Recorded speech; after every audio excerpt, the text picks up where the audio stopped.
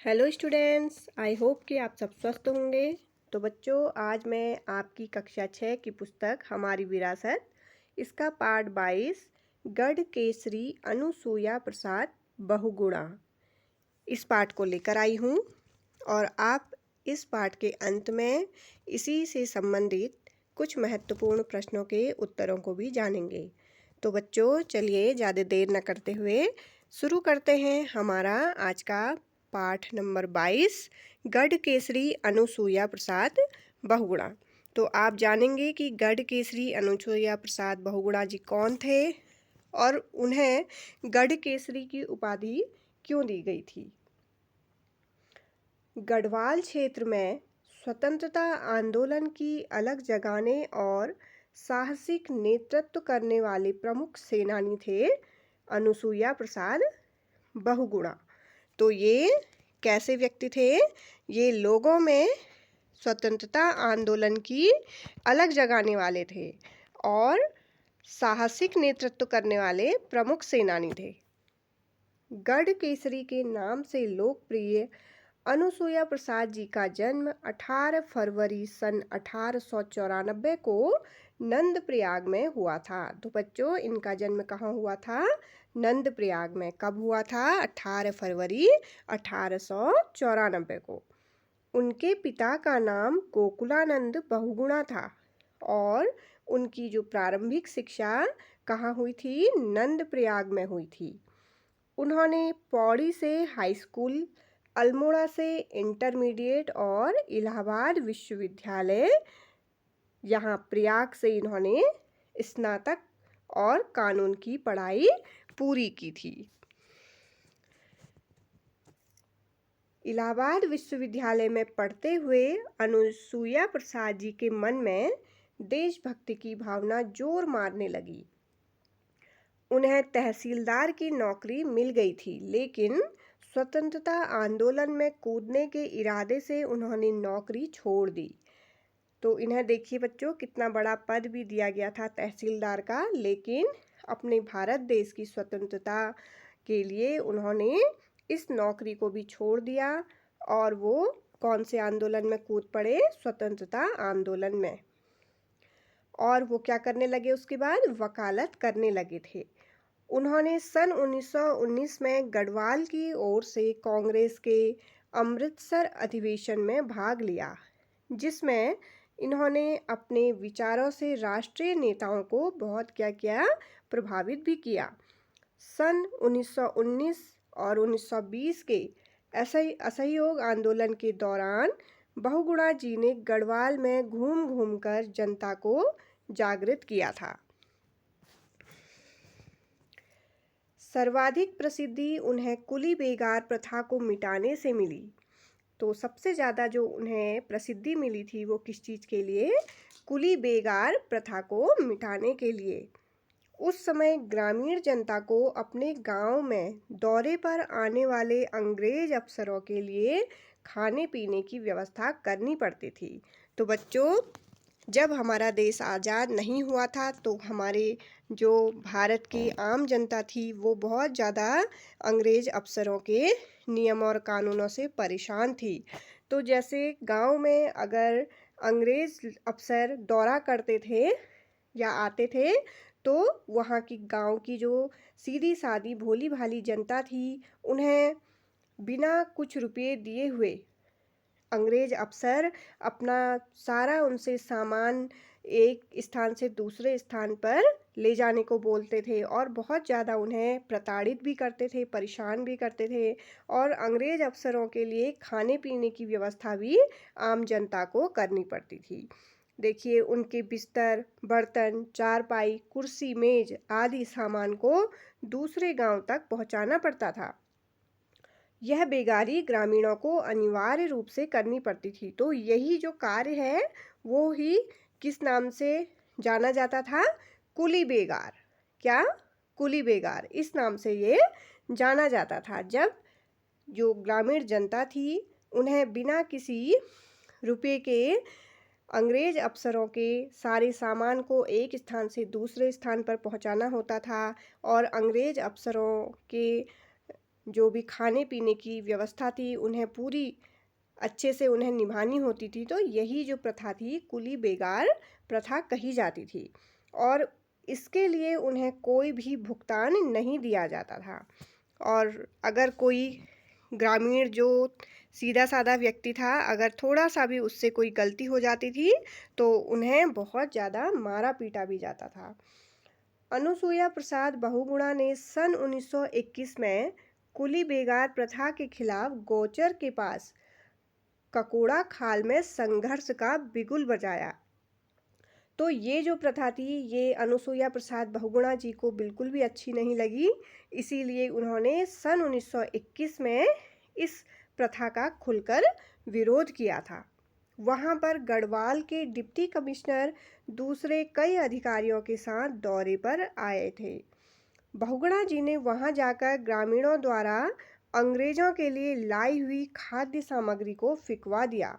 तो सबसे पहले उन्होंने क्या किया, बहुगुणा जी ने जो भी ग्रामीण जनता उन अंग्रेजों के लिए खाद्य सामग्री लाई थी उन्हीं लोगों के द्वारा वो सारी खाद्य सामग्री उन्होंने फिकवा दी और घोषणा की कि आगे से जनता अब कोई भी बेगारी नहीं करेगी, अर्थात कोई भी जनता अब अंग्रेज सरकार का कोई भी सामान एक स्थान से दूसरे स्थान तक नहीं लेकर जाएगा। स्थानीय जनता ने भी उनका पूरा साथ दिया क्योंकि वो सब भी उनसे परेशान हो चुके थे और अंग्रेजों के उन्होंने क्या किया, तंबू उखाड़कर फेंक दिए। इसके लिए उन्हें और जनता को अंग्रेजों का भारी दमन भी सहना पड़ा। जब उन्होंने ऐसा कदम उठाया तो अंग्रेज जो सैनिक थे उन्होंने बहुत ज़्यादा उन्हें प्रताड़ित करना शुरू किया, ग्रामीण जनता को और बहुगुणा जी को। अनुसुईया प्रसाद बहुगुणा ने दमन की परवाह न करते हुए इस प्रथा को मिटाकर ही दम लिया। उनकी निर्भीकता और साहस को देखकर जनता ने उन्हें गढ़ केसरी का अर्थ क्या होता है बच्चों, देखिए, गढ़ का अर्थ होता है गढ़वाल और केसरी का अर्थ होता है शेर, अर्थात गढ़वाल के शेर की उपाधि से उन्हें विभूषित किया क्योंकि वो किसी से भी नहीं डरते थे। अनुसुईया प्रसाद बहुगुणा ने अंग्रेजों के द्वारा थोपे गए वन कानूनों के खिलाफ भी आंदोलन चलाया। सन 1930 में हुए नमक आंदोलन के लिए उन्हें 4 महीने की कारावास की सजा दी गई थी। 1931 में अनुसुईया प्रसाद जी को जिला बोर्ड गढ़वाल का चेयरमैन चुना गया। उस दौरान उनके प्रयासों से हिमालय एयरवेज कंपनी ने बद्री केदार की यात्रा पर आने वाले यात्रियों के लिए हरिद्वार से गोचर तक हवाई सेवा शुरू की थी। तो उन्हीं के प्रयासों से क्या किया गया था, हिमालय एयरवेज कंपनी ने बद्री केदार की यात्रा पर आने वाले जो भी यात्री थे उनके लिए हवाई सेवा शुरू करवाई थी, हरिद्वार से गोचर तक की। सन 1935 में अनुसुईया प्रसाद बहुगुणा को गढ़वाल से उत्तर प्रदेश असेंबली के लिए चुना गया। असेंबली में उन्होंने बद्रीनाथ केदारनाथ मंदिरों की अव्यवस्थाओं के विरुद्ध आवाज़ उठाई। फलस्वरूप इन मंदिरों की व्यवस्थाओं में सुधार करने के लिए समिति बनाई गई थी। जवाहरलाल नेहरू देश और जनता के प्रति उनके समर्पण से बहुत ज़्यादा प्रभावित थे। अनुसुईया प्रसाद बहुगुणा के निमंत्रण पर वे सन 1938 में विजय लक्ष्मी पंडित के साथ 5 दिनों के गढ़वाल भ्रमण पर आए थे। कौन? पंडित जवाहरलाल नेहरू जी। अनुसुईया प्रसाद बहुगुणा के कारण नंदप्रयाग गढ़वाल की राजनीतिक और सांस्कृतिक चेतना का केंद्र भी बन गया था। सन 1940 में व्यक्तिगत सत्याग्रह के दौरान उन्हें गिरफ्तार कर मुकदमा चलाया गया जिसमें उन्हें 1 साल की कैद की सज़ा हुई और उन्हें बरेली की सेंट्रल जेल में भेजा गया। उस समय वे बीमार चल रहे थे। जेल में उनका स्वास्थ्य और भी बिगड़ गया। अपनी अस्वस्थता के बावजूद वे आंदोलनों में लगातार भाग लेते रहे।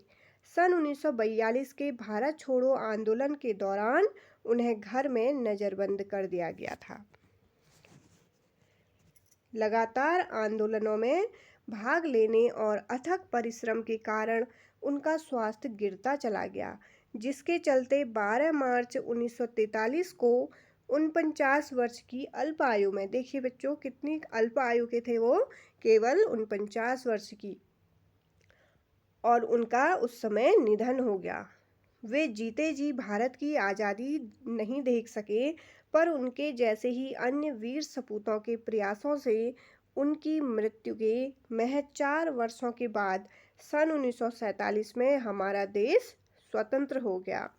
तो बच्चों, आज हमने इस पाठ के माध्यम से जाना कि इतने ज़्यादा जो हमारे देश के जो वीर सपूत थे, उनमें जो बहुगुणा जी है उनका क्या योगदान रहा, उन्होंने किस तरह से कुली बेगार प्रथा का अंत करवाया और किस तरह से उन्होंने भारत देश की अंग्रेज़ों से आज़ादी कराने में अपना अमूल्य सहयोग दिया।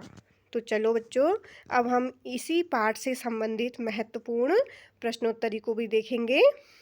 तो पहला प्रश्न देखिए, अनुसुईया प्रसाद बहुगुणा का जन्म कब और कहाँ हुआ? इनका जन्म 18 फरवरी 1894 को नंद प्रयाग में हुआ था। याद रखिएगा, ये कभी कभी एग्जाम में भी आता है कि अनुसुईया प्रसाद बहुगुणा का जन्म कब हुआ था, तो 18 फरवरी 1894 को। दूसरा प्रश्न, अनुसुईया प्रसाद बहुगुणा के पिता का नाम क्या था? इनके पिता का नाम श्री गोकुलानंद बहुगुणा था। तीसरा प्रश्न देखिए बच्चों, अनुसुईया प्रसाद बहुगुणा जी ने उच्च शिक्षा कहाँ से प्राप्त की? तो इन्होंने उच्च शिक्षा इलाहाबाद विश्वविद्यालय से प्राप्त की थी। बहुत ज़्यादा विद्वान व्यक्ति थे ये। उन्होंने सरकारी नौकरी क्यों छोड़ी? इन्होंने स्वतंत्रता आंदोलन में भाग लेने के लिए। देखिए, इन्हें तहसीलदार का पद भी दिया गया था, लेकिन स्वतंत्रता आंदोलन में भाग लेने के लिए उन्होंने उस पद को भी त्याग दिया। कांग्रेस के किस अधिवेशन में उन्होंने भाग लिया था? इन्होंने 1919 के अमृतसर अधिवेशन में। छठा प्रश्न देखिए, कुली बेगार प्रथा क्या थी? बिना मजदूरी के अंग्रेज अफसरों का सामान ढोने की प्रथा।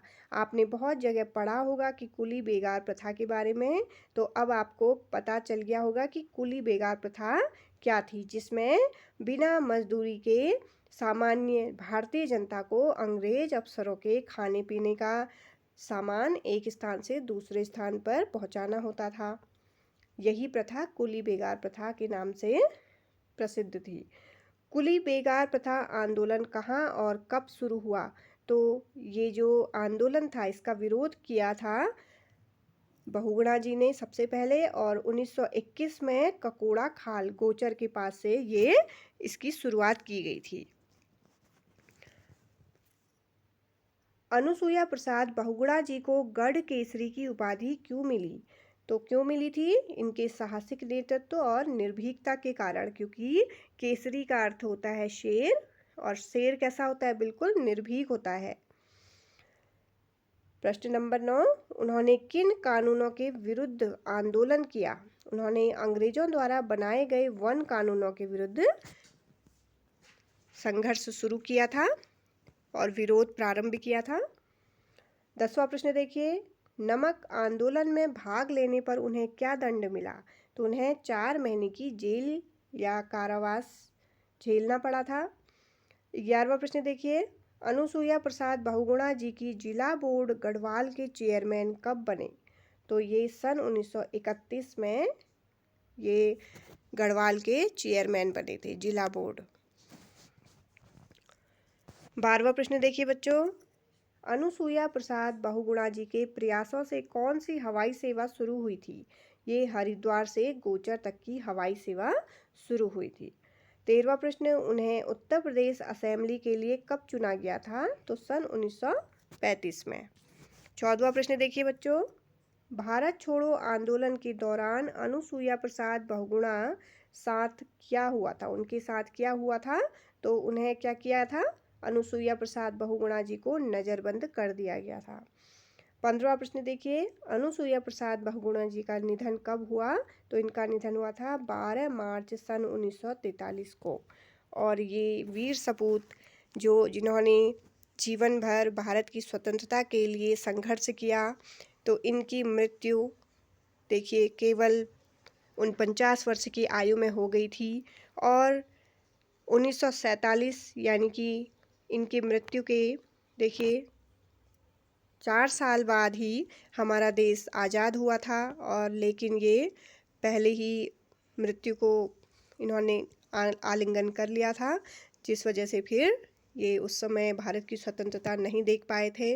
लेकिन इनका जो प्रयास है वो कभी भी हम नहीं भूल सकते हैं कि इन्होंने कौन-कौन से हमारे देश की आज़ादी में अपना अमूल्य सहयोग दिया है। तो बच्चों, आज की इस वीडियो में बस इतना ही। मैं कल की वीडियो में इससे आगे का पार्ट लेकर आऊँगी और मिलते हैं मेरी नेक्स्ट वीडियो में। Bye bye. जय हिंद, जय उत्तराखंड।